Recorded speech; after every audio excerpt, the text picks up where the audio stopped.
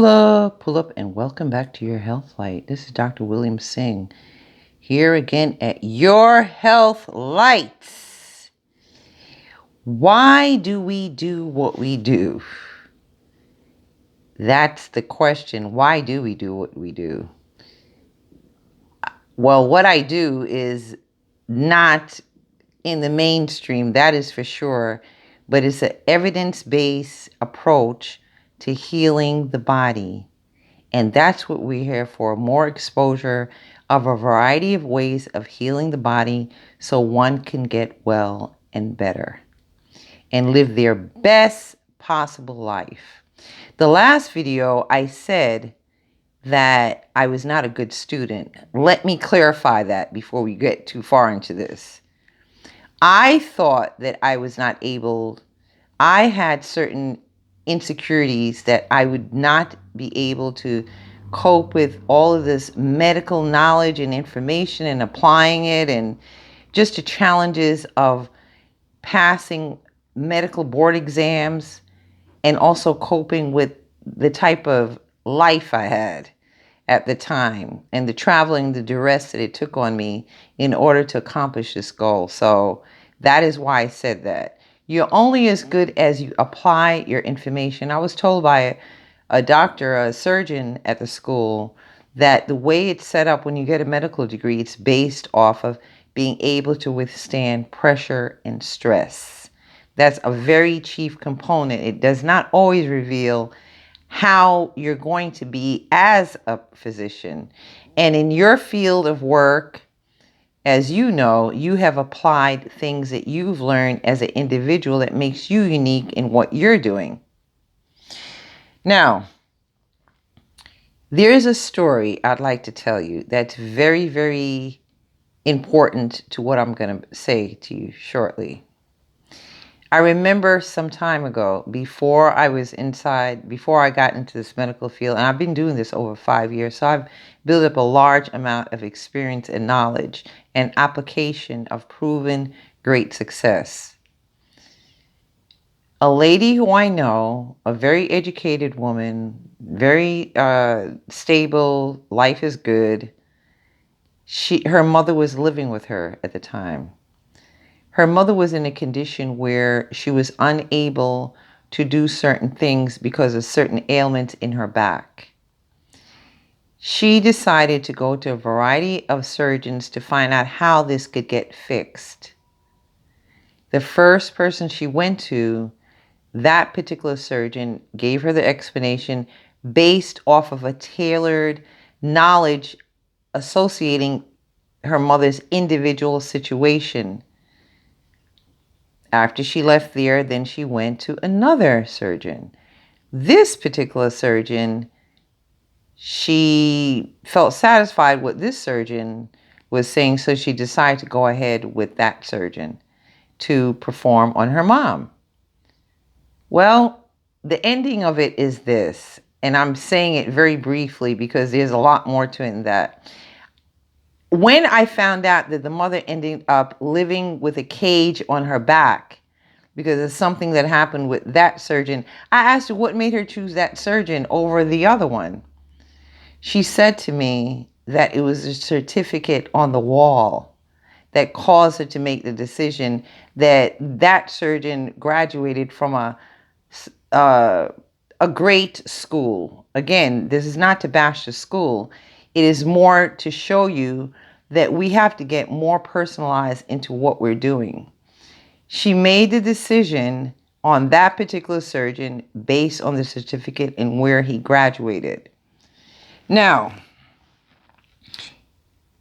the school that he graduated from, again, it's a very well-known Ivy League medical school. Her decision was contained in that school, not so much as the way that that surgeon was explaining the individual approach to the surgery for her mother. I learned a big lesson from that. It is so important to treat patients on an individualized level because they People might have the same condition, same age, same sex, but they're individuals, so they're treated as such. That is what resonated with me and makes me much more amped to treat people as individual patients, to tailor their treatment therapy based off of their stuff. Well, this video is about the elderly and certain dehydration conditions that could affect them. Now, we got to look at the elderly. Who are the elderly? The elderly is a population of people that could be a parent, it could be a loved one, it could be extended family, it could be all sorts of people. Some of them may be living in your home, some of them could be living by themselves, and some of them could be living in a nursing home. There's different places the elderly could be residing.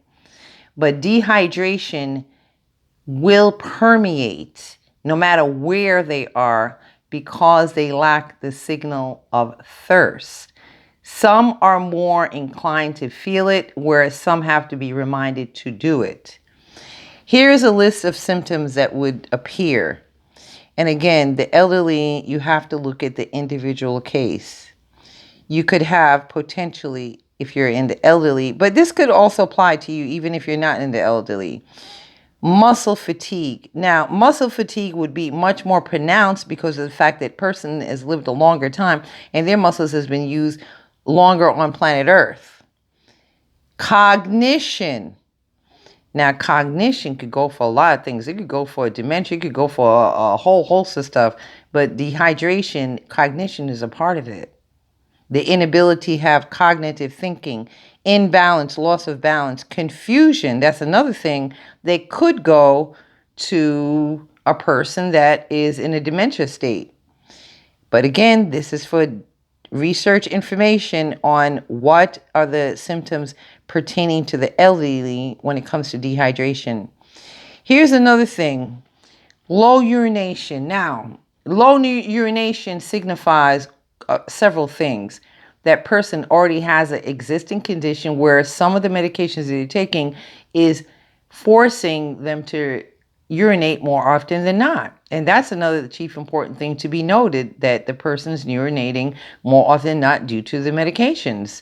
The dry mouth. Now, the dry mouth, that was also explained for infants and children, and you could take a look at that because that was a previous video. This is something that is really pronounced, and this could apply to everybody. When there's fever, the temperature usually is raised higher in a person that's dehydrated. What does that mean? That means the tissue and the organs, they're working much more harder. Because you remember that video I did about the tissues, the organ, the bloodstream, all those different levels of the body operating, and how hydration is so important, and what can happen for organs to get so much pressure. The key to this is the following. Everybody can be treated to solve any medical problem.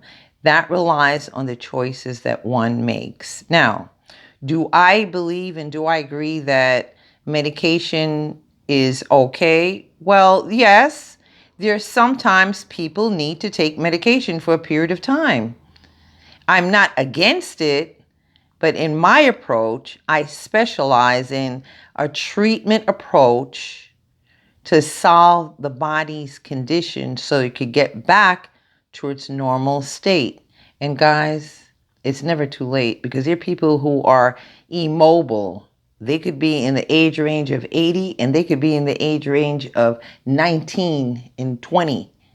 So we cannot say that everyone that's immobile. Now, again, the immobility is based off of what the condition and what caused it. But the bottom line is that both groups or several groups are still in a situation where they rely on others because of the fact they're unable to independently move around. Until the next video, here at your Health Light, touch the like, subscribe, and share these videos. Till the next video, everybody.